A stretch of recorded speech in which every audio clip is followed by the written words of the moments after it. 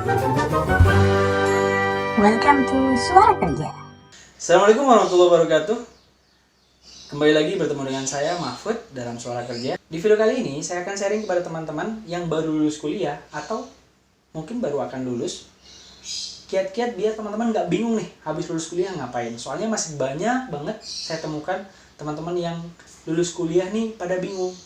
Enaknya habis lulus ngapain ya? Apalagi di tengah kondisi pandemi seperti ini. Boro-boro nyari pekerjaan atau nyari perusahaan yang membuka lowongan kerja. Beritanya malah yang banyak kita dengar adalah perusahaan melakukan PHK besar-besaran. Nah itu kan jadinya malah bikin kita makin bingung kan ya. Lalu gimana dong? Apa nih yang harus kita lakukan sebagai lulusan baru? Apa nih enaknya yang bisa kita lakukan setelah kita lulus kuliah? Kegalauan semacam ini sebenarnya bukan hanya teman-teman loh yang ngerasain. Saya pun pribadi dulu waktu baru lulus kuliah itu juga bingung. Enaknya habis lulus tuh ngapain ya? Jadi bukan gara-gara teman-teman lulus di tahun pandemi, akhirnya teman-teman bingung. Nah, sebenarnya kebingungan yang teman-teman rasakan saat ini, ya semuanya hampir lulusan baru ngerasain. Makanya kami akan coba buat video ini biar kedepannya atau mungkin kita-kita yang baru lulus ini tidak akan bingung lagi. Dulu pun saya bingung teman-teman saat lulus kuliah. Saya masih ingat tuh, waktu saya lulus saat itu, kalau saya tahu ya tahunnya tahun berapa. Saya masih ingat tuh waktu saya lulus, saya bingung. Lulus kuliah, lalu enaknya ngapain ya? Nah, saya waktu itu dihadapkan pada 4 opsi, 4 pilihan yang harus saya pilih. Pilihan pertama, habis lulus saya pulang kampung bangun desa. Pilihan kedua, saya habis lulus bangun usaha di Jogja. Nah, yang ketiga, habis lulus saya lanjut kuliah S2. Dan yang terakhir, opsi yang ada di pikiran saya tuh waktu itu adalah ya udah habis lulus saya coba cari kerja. Dari empat opsi ini semuanya punya plus minus teman-teman. Opsi pertama, saya pulang kampung.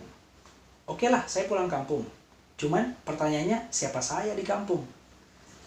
Pertanyaannya, saya pulang kampung mau ngapain? Apalagi saya sudah sejak SMP merantau ke luar kota dan saya tidak punya basis apapun di kampung. Jadi saya pulang-pulang, siapa saya?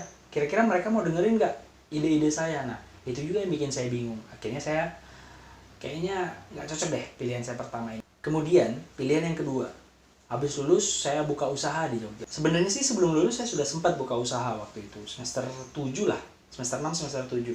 Saya buka usaha jualan roti bakar, saya juga usaha jual kerajinan, saya juga usaha jualan nugget tuh sama partner lah, sama teman waktu kuliah. Tapi ternyata 3 usaha ini gagal semua. 3 usaha ini gagal dan akhirnya saya pikir-pikir cukup beresiko juga ya kalau buka usaha. Karena pertama pastinya butuh modal. Sedangkan kalau habis lulus kan pasti kiriman sudah berkurang ya. Saya waktu itu dari kiriman 100% lah misalnya, sudah jadi 50%. Jadi gimana caranya saya bisa bertahan hidup dengan 50% ini? Kalau mau buka usaha, mikir usaha apa lagi? Modal sudah nggak ada, nggak enak juga kalau masih minta orang tua. Jadi opsi ini masih saya pikir-pikir. Opsi ketiga, habis lulus saya lanjut S2.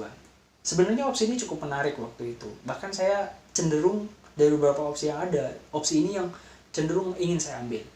Cuman akhirnya saya coba pikir-pikir kembali, kenapa sih saya mau lanjut S2? Apa sebenarnya yang mau saya kejar dari S2 ini?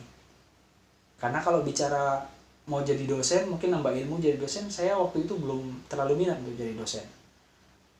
Kemudian saya coba tes TOEFL, ternyata skor TOEFL saya juga gak nyampe di angka minimal skor TOEFL untuk mendapatkan beasiswa ke luar negeri. Akhirnya opsi ini coba saya kesampingkan. Opsi terakhir saya habis lulus kuliah adalah habis lulus ya nyari kerja. Dan ini memang opsi terakhir saya teman-teman. Habis lulus tuh saya belum langsung nyari kerja. Jadi kurang lebih 1 bulan saya kesana kesini ikut seminar, ikut pameran dan sebagainya, nyari informasi dan lain sebagainya. Dan akhirnya 1 bulan setelah saya lulus, baru saya mencoba untuk melamar pekerjaan. Karena baru saya putuskan untuk, oke, saya kayaknya milih cari kerja. Karena apa? Ya karena faktor internal dan faktor eksternal yang setelah saya coba ramu, akhirnya saya putuskan kayaknya opsi yang paling memungkinkan dan bisa saya jalankan dengan kondisi saya saat ini adalah, kondisi saya saat itu maksud saya, adalah mencari pekerjaan.